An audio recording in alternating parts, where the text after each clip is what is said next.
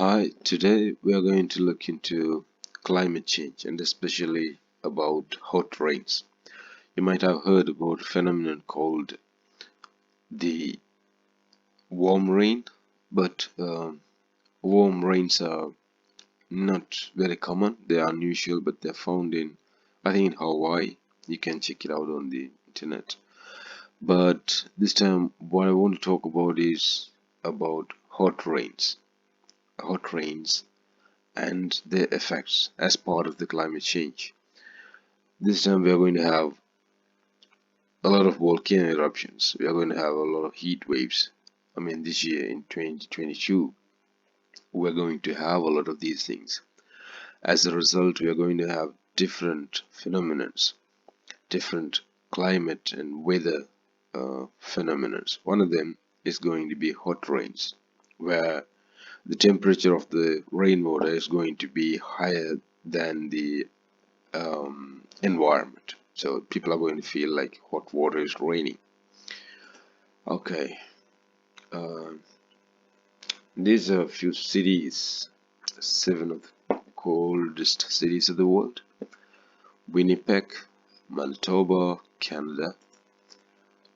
International Falls, Minnesota, US. Yellowknife, Northwest Territories, Canada. Harbin, Heilongjiang, China. Ulaanbaatar, Mongolia. Oymyakon, Sakha Republic, Russia. Dvdinka, Krasnoyarsk Krai, Russia. And yeah, there's one more. What was this city? I'm not sure, but I'm showing these cities because these are the most vulnerable places. Not just the cities, the locations where there's very high snowfall or where it's very low temperatures, usually very low average temperatures. At this time, these are the target places. The cities and the locations where there's very high snowfall and very low temperature. This is what's going to change this year. This year, these places are going to have hot rains, warmer water, not just warm, they're going to be hotter than the environment. What you're looking at is about 48 volcanoes that are active. They are in a continuous state of eruption. You can see, as you see in the map, there are 48 of them that are very active even now. The implication is that they're going to push ash, temperature, gases, and clouds. One of the most important component of these gases is water vapor, H2O, so that they change the weather in terms of precipitation. They add a lot of water to the air, so they can influence precipitation.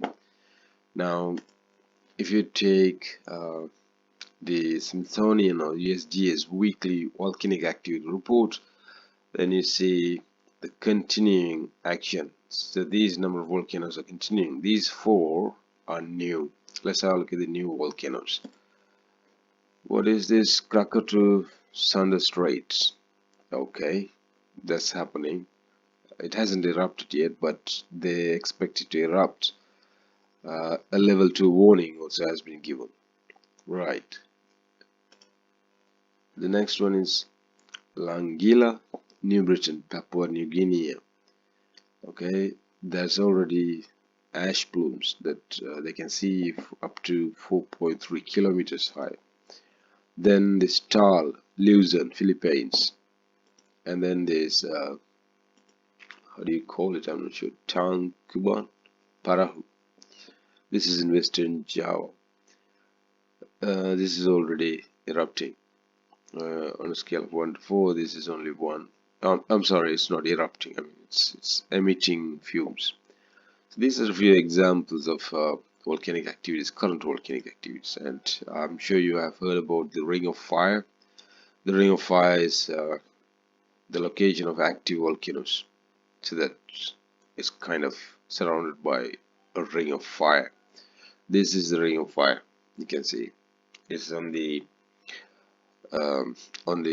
western parts of the Americas and on the eastern parts of the Australia and Asias, and then a connection. On the northern part, they're almost close with these two pieces of lands, Russia and America, and then on the southern part, they are into the open sea. Now, this is one of the reasons why we are going to have the hot rains. If you look at the global wind currents, you are going to see a pattern like this, right? So here what you see is the southeasterly trade winds which come from Africa to America, and then the northeasterly trades also coming from Africa to America, but they come mostly from the northern side towards the east. Then on the bottom you have the westerlies, and on top also you have the westerlies. So this is the usual or normal global winds, trade winds. They're called trade winds because earlier sailors used these for trades when there was no mechanical motors to drive the boats. Now let's have a look at the wind pattern. The wind pattern is what you're looking at here. Is this is called windy.com. Here you can check different parameters. This is a free platform. I check this all the time. Now what you're looking at is a particle animation and pressure. That's Australia. Let's put Australia to the bottom left hand corner so that we cover the entire world. Now if you see, there are two major worlds going on. One is around Russia, very close to Russia. The other one is in between, what's this place, Greenland and Europe. Yeah, so now we can see here the wind pattern. We can see the wind pattern. Remember, these winds, they go, this is on the surface, but what happens on much higher altitudes is that the wind circulates. So these are colder winds going from Africa to America, and then they come back here, but they come back on top. They don't come on the surface, they come on high altitude. Now if you have a look at this, this shows the wind movement, right? You can see the wind and the pressure as well. I have put it in pressure now. So what you see in blue is low pressure, and what you see in red is high pressure. It also associates with the temperatures, right? Now this is showing you the temperatures and the wind speed, right? So what you're seeing here is the temperatures and the wind speed. I'll change it to reported winds. I can change it to pressure. I'll change it to pressure now. So you see it, the blue ones are low pressure, the red ones are high pressure. Stay with me because I'm trying to connect all dots together. Then if you take the temperature, it looks like this. These are warmer ones. The warmer colors are the warmer ones, and the white is the lowest. No, I mean, sorry, this the pink is the lowest temperature. Now where are these two worlds? One is here, low pressure, the other one is here, low pressure. So if you get to the low pressure around Russia, the temperatures are getting below zero, even into the sea. It's the same with the Greenland area where the other world is going on. Now the temperature is like that, and the pressure is like that. These are all on the surface. Now let's look at the wind and how it acts a lot above the surface. Alright, what we are seeing now is the surface. Okay, the wind is rotating here, the wind is rotating here from the Americas to the Australias, and the Asias and the Australias. You can see the wind is moving this way, right? The wind is moving from an east to west direction. It's moving from an east to west direction. You take Africa, again it moves in an east to west direction, but it's mostly northeasterly, because you see the wind moves like that. Okay, let's zoom in a little bit. The wind moves like this,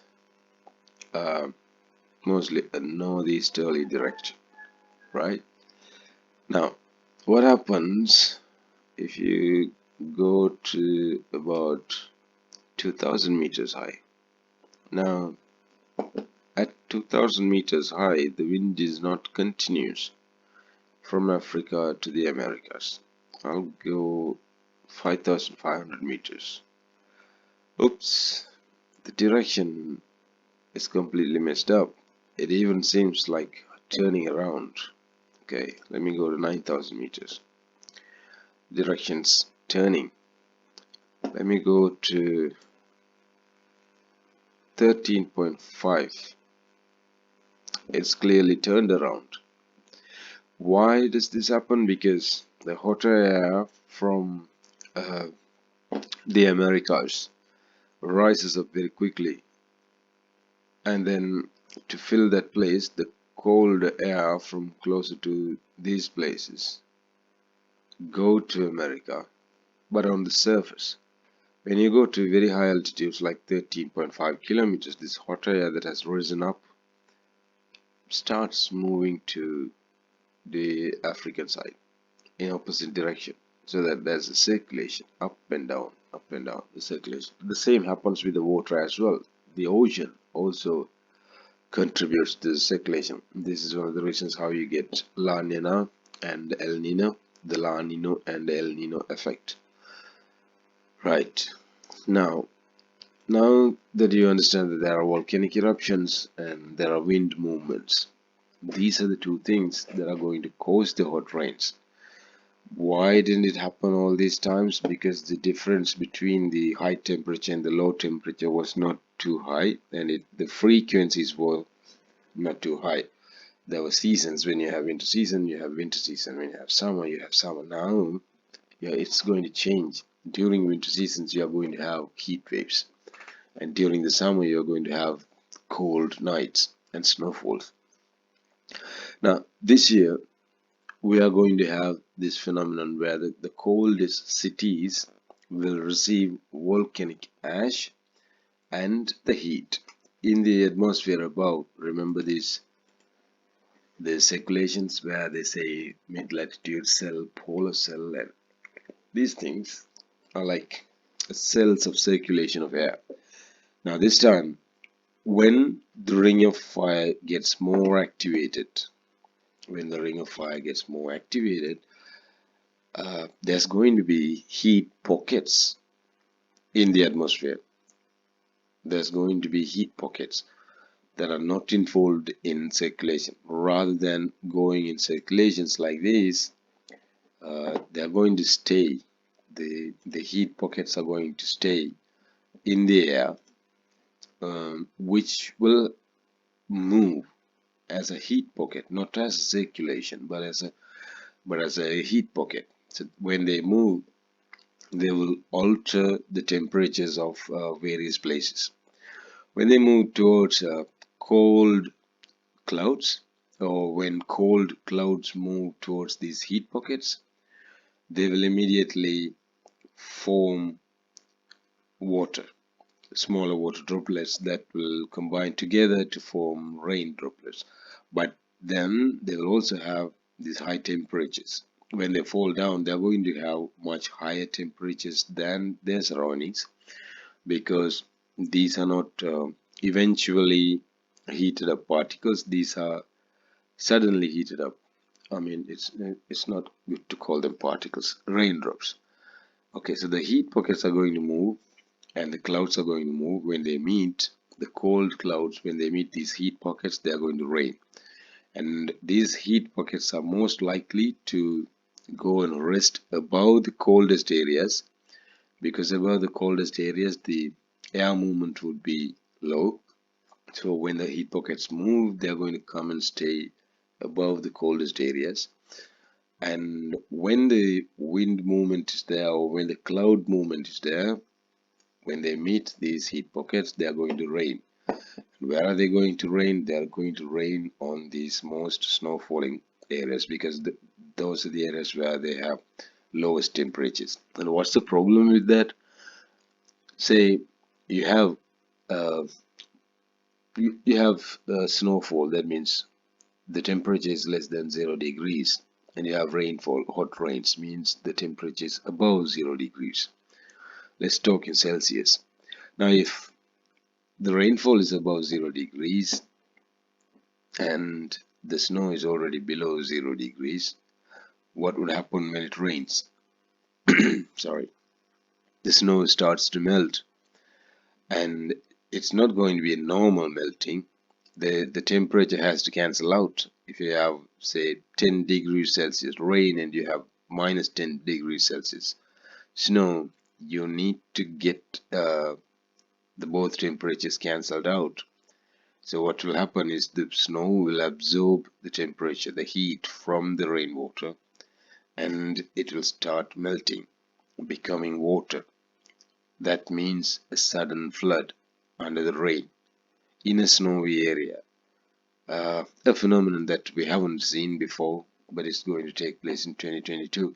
I just wanted to make sure I'm not a soothsayer, I'm not a prophet, I'm not prophesying, I'm not soothsaying, I'm just looking at the conditions, and it's very evident that things like these are going to happen. I just wanted to make a note of those.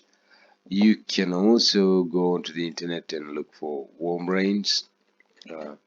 Search on YouTube for warm rains. I saw a lot of videos.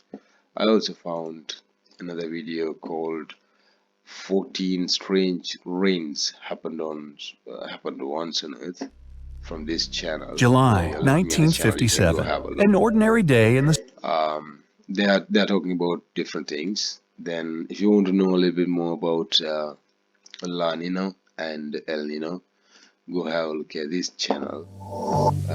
No, there's some ads playing. Shoot, I don't like this. Okay, this channel is called Met Office Weather. You go have a look at their video. They have good video there. I don't think I'm putting up the descriptions below, but you can have a look. You can go watch. Then I watched another Evergreen video where presents they said 7 of the most amazing. 7 of the most wonderful natural phenomena in the world. They're talking about different stuff like the walking stones as well. Then this video would be useful to you as well. It shows the temperature inversions.